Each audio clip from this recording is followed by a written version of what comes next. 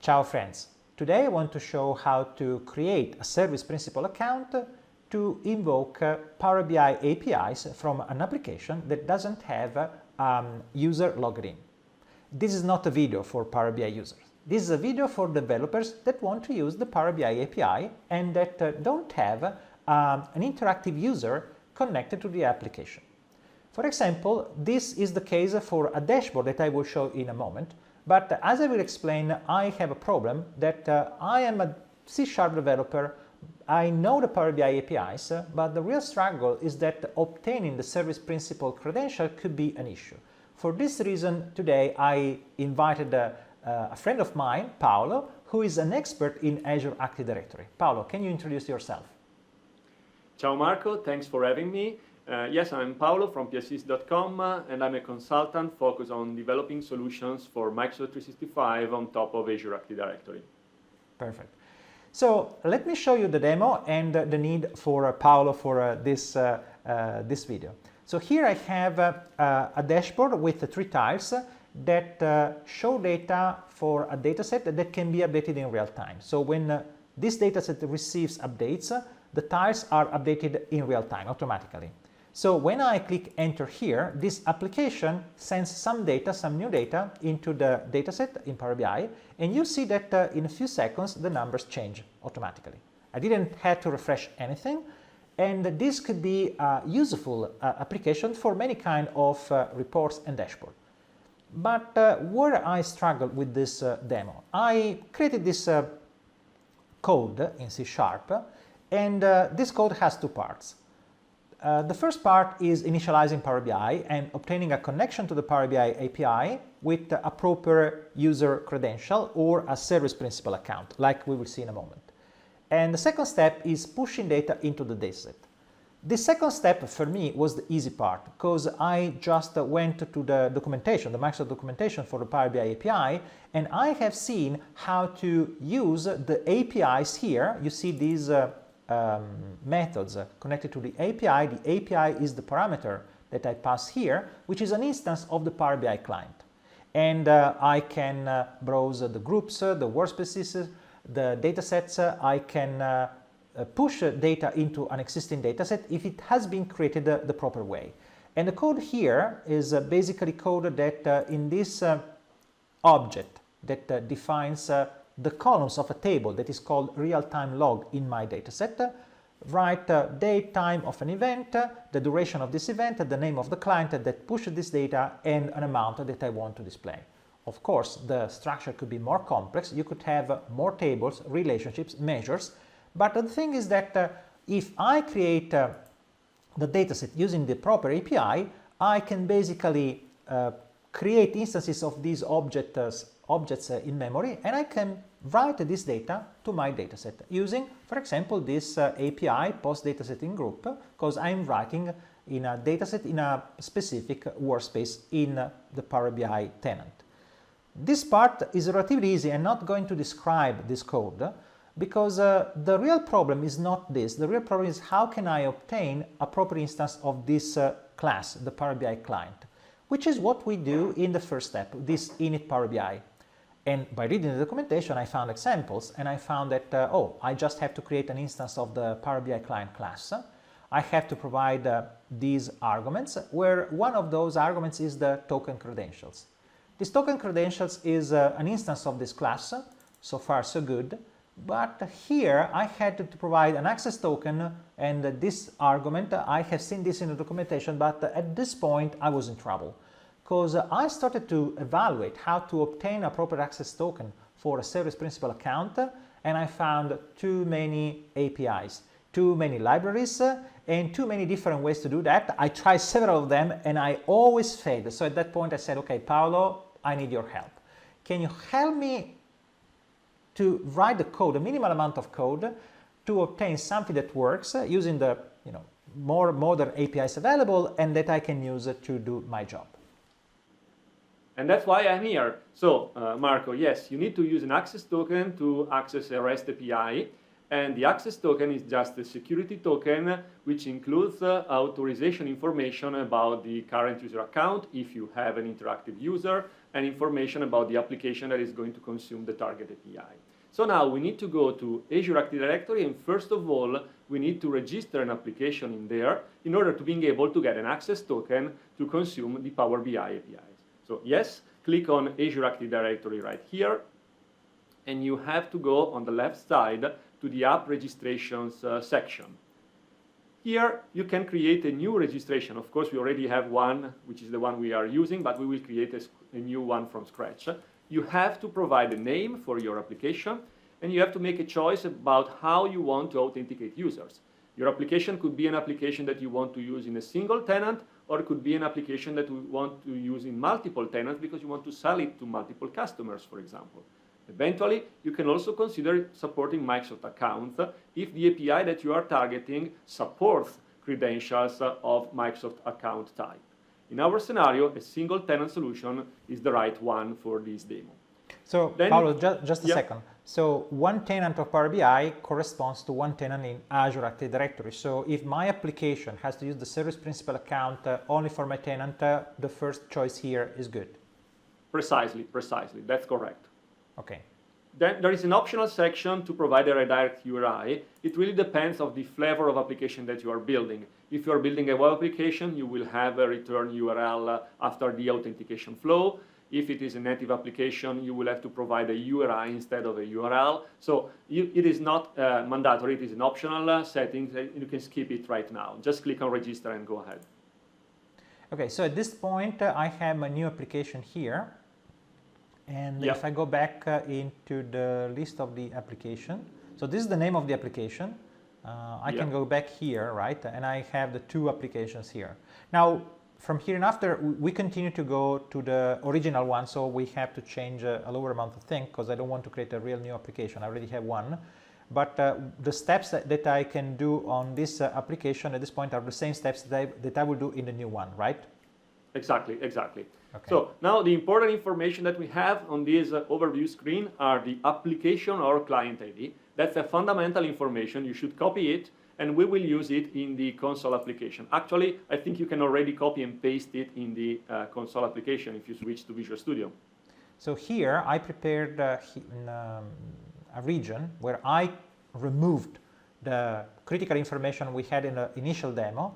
And so I'm creating a constant strings where I have the information that we will use into our API. So the first thing we have to paste is this ID that identifies my application, right? So this will be different for the real-time demo 2, for example, correct? Exactly. Every single application registered in Azure Active Directory will have its own unique application ID. Okay. Then you also need a tenant ID, and if you want to work with a service principal account, you can use a kind of a password which is called the client secret, which we will have to create. So now in this overview screen, we also have the tenant ID. So please copy that one and paste it into the console application. And this will be the same for all the applications in my tenant. So if I create another application with another name, this will be the same. Exactly. The tenant ID is unique at tenant level.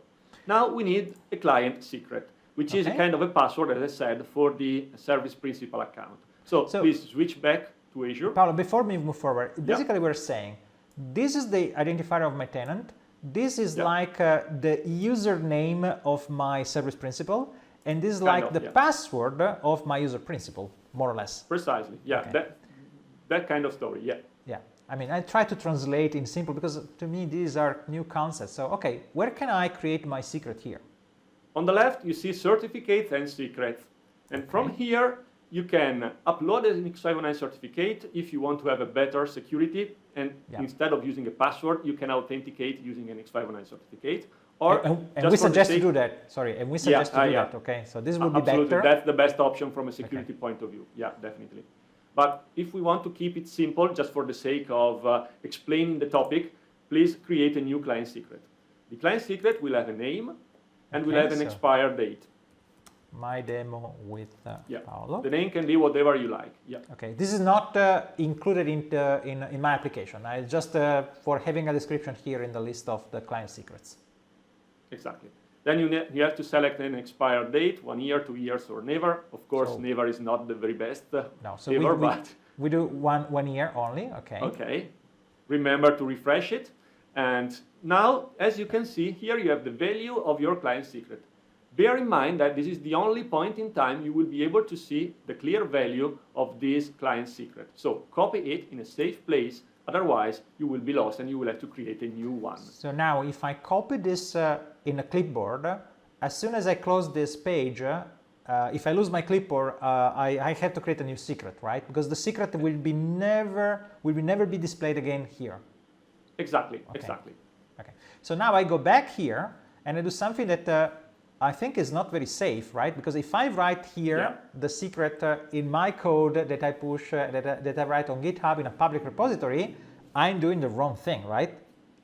Yeah, you should use an application settings, and if you are going to publish your solution on Azure, I would advise you to use the Azure Key Vault service to store those sensitive information in a safe place. But Good. for the sake of making a demo now, we can use it, and then we can get rid of this shared secret right after the recording. Yeah. Remember, we are showing the client secret here just for educational purposes, because our goal is to show you how the API works, not to provide you best practices in about how to create this kind of application. Of course, you have to follow the best practices to keep your sensitive data stored in a safe place.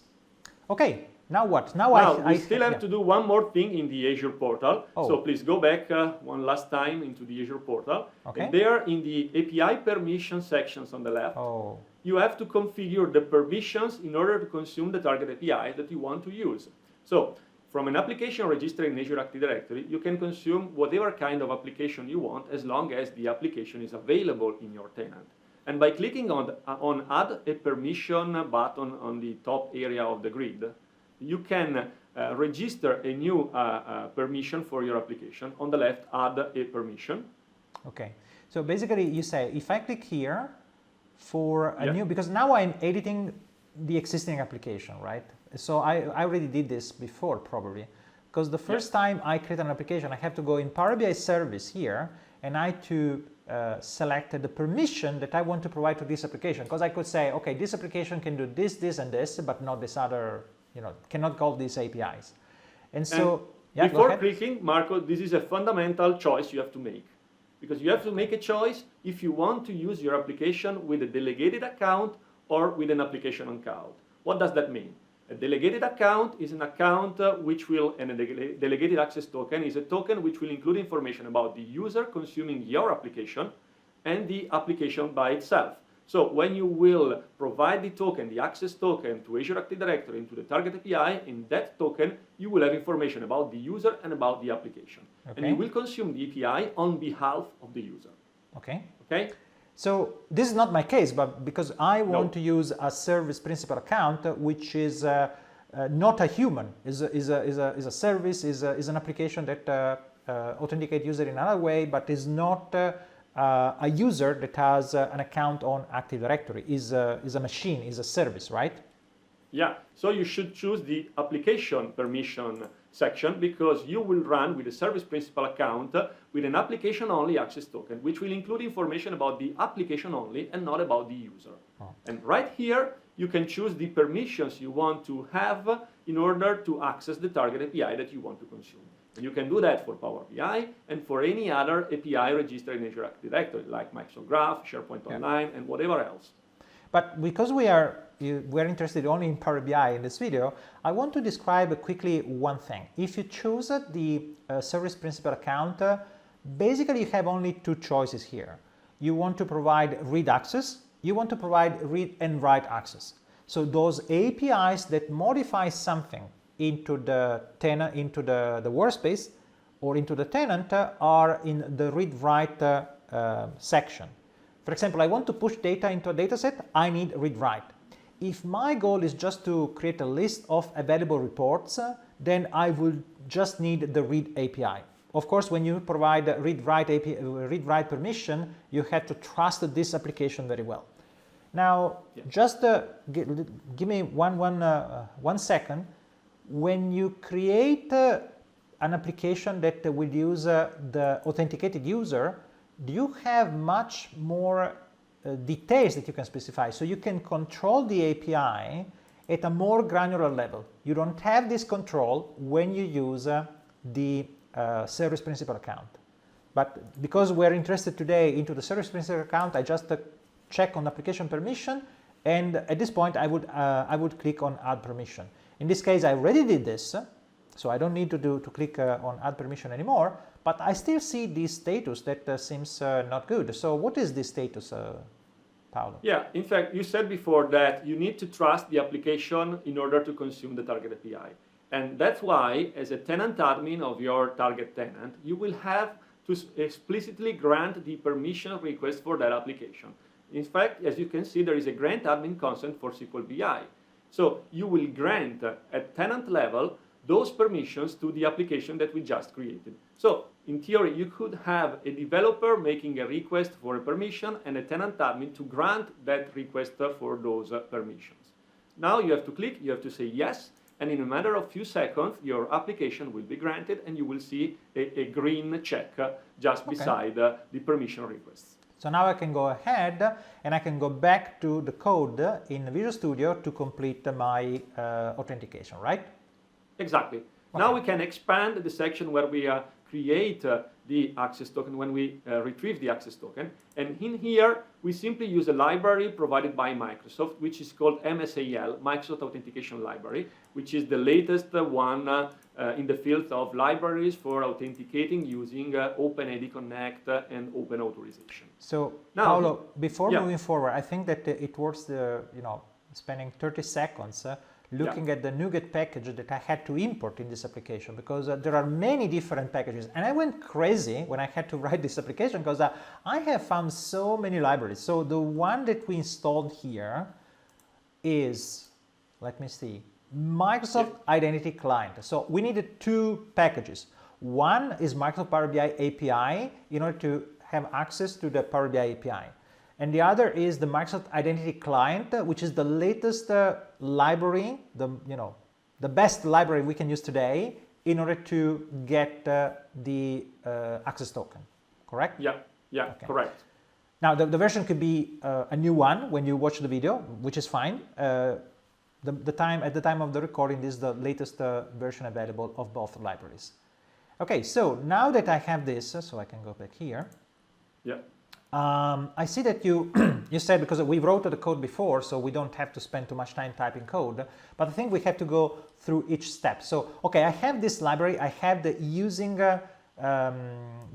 condition here. We are using the Microsoft Power BI API models here, Power BI API, and Microsoft Identity Client. So the classes that we are looking at now are all included in this namespace, right? Yeah, exactly. Okay. And first of all, we need to create a client application in order to make a request for an access token. And because we said that we want to run a service principal account, we will use the confidential client application builder, which can be used with a Fluent API, as you can see, where we create it based on the client ID of the application that we want to use. We provide the client secret of the application, so as you said, Marco, meaning the username and password or something like that. And then we provide the authority. The authority is a URL built based on the tenant ID that we want to target. So that basically we provide the information about what is the target tenant, what the client ID and the client secret are, and using these three informations, we can make a request for an access token to Azure Active Directory, and hopefully we will get back one in order to consume the target API. So let me see, just to recap, so I check if I understood. The three information I obtained from the Azure Active Directory portal are client ID, secret, and tenant ID. Now, the client ID and the client secret are passed as is to these two calls, to these two functions. When I created the object, I use the client ID, with client secret provides the client secret. Whereas the authority is a URL that I have defined here, which includes in the URL the tenant ID that I have here. So basically the tenant ID is part of an URL that always start with loginmicrosoftonline.com, because in this case is the authentication provider for Power BI, correct? Yeah, correct. And build does what? It will create an instance of the confidential client application. So you will get back an instance of an object implementing that interface, confidential client application, and through that object you will be able to make a request for an access token.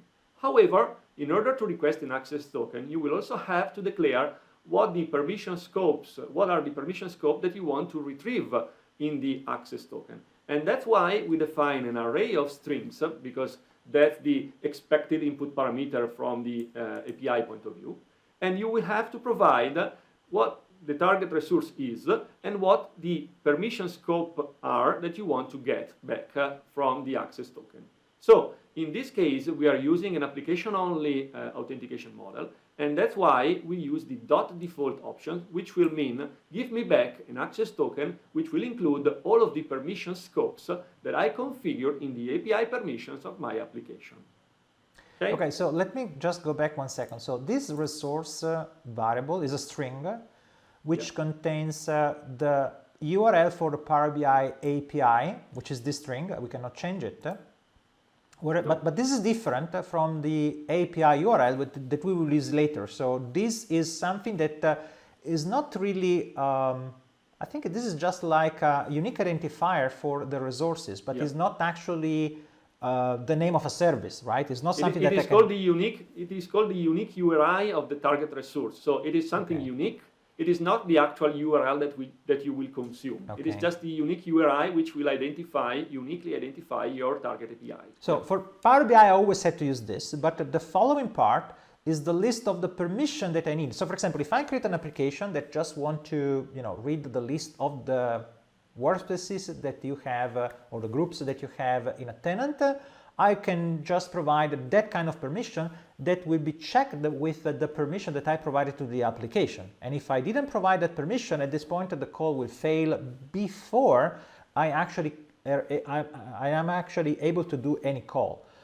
But in this case, I'm providing default, which means give me everything, right? Well, the .default option for the permission scopes is the one you should use and you have to use whenever you want to play with an application-only context. If you are in a delegated access token model, then you can specify what permissions you want to have, what permission scopes, and that's why the parameter is an array of strings, because you can provide multiple permission scopes in a unique access token request.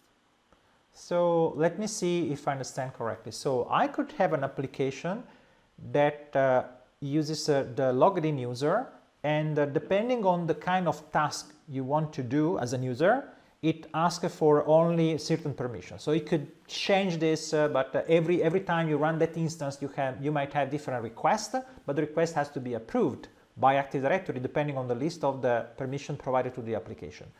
But when we have an application that uses the service principal account, at this point this system is not necessary, or it doesn't work. I don't understand exactly where we are, but basically I always use default that says give me any permission I have on Azure Active Directory. Is that correct? Yeah, and it means that you will get back an access token with the permission scopes that a tenant admin has granted to the application registered in Azure Active Directory. So on the contrary, when you use a delegated access token, it will be the end user eventually to grant the permission to the application to have those permission scopes in order to access his own information. Because when you use a delegated access token, eventually your application can access personal information of the user. And as such, the user will have to grant the permissions to the application. Okay, but this could be the topic for another video, because this is, okay, I understand, because at that point also the UI is different. Okay, so let's move forward. So I have this list of strings that now has only one string. And what is my next step? Well, you just acquire the token. So using the client object, you make a request to acquire a token for client. And this will be a request targeting Azure Active Directory to get back an access token in order to consume the target API. You execute the request, and of course, hopefully it will go well. But in case of any failure, here we have some choices to properly manage any potential exception. And once you have done that, in the result of this request, you will get an access token property, which will be the actual access token you have to provide to the Power BI client. Which is this one. So let me just explain two things here. One is the code you see has been written to be executed in a console application in a synchronous way, but of course all these APIs can be called in an asynchronous way. But because we just want to focus on the security part and the authentication part, we try to keep it simple, as simple as possible, so that it was easier to do a demo. The second thing is that I wanted to show what an access token is, and so I just write in a console application the access token, so that when I run the code, I see the string that contains the access token in my console application. And this bearer here, what is this bearer here? I don't know what to say. This is just the type of authorization token. In fact, the access token is nothing more than an authorization header that you place in the HTTP request that you send to the target URL. And so when we include that header, that HTTP header in the request, we need to specify the flavor of the header, and bearer is the name of an access token from an open authorization point of view. Okay. So I start the application, I run the application, and you see that we have pressed enter to start the connection. When I press enter, you see that the right line here, app only access token, shows me this code, and this is the content that is included in the HTTP header to obtain access to the API. But can I say, Paolo, can I save this string somewhere and reuse this string later or not? Yes, as long as it will not be expired. In fact, every access token has a lifetime, and by default in Azure Active Directory, an access token has a lifetime of 1 hour. So, okay. Up to 1 hour. You are saying that if I write this code as is, it is a good idea to always create the access token every time I execute this code if I'm not sure that the next call will be called within 1 hour. So if this call happens in 2 hours, if I get, with this code will work because I get a new access token that is always refreshed. But if I try to store this access token in a variable, and I reuse, for example, in a static variable, and I reuse the access token without doing the authentication, you're saying that after 1 hour, my access token will expire and my calls will stop working, right? Exactly. And that's why you should store, for example, the application we built with the application builder in a static variable, for example, so that you can reuse it multiple times. And internally, MSAL has its own caching system, so it will give you back the access token as long as it is not expired, or it will do the refresh flow for you and give you back a new access token, which will last for another hour, as soon as you will try to use an expired access token. So the best thing to do is to store the confidential client application in a safe place, in a static variable, and reuse it, and always get a fresh new access token through the library.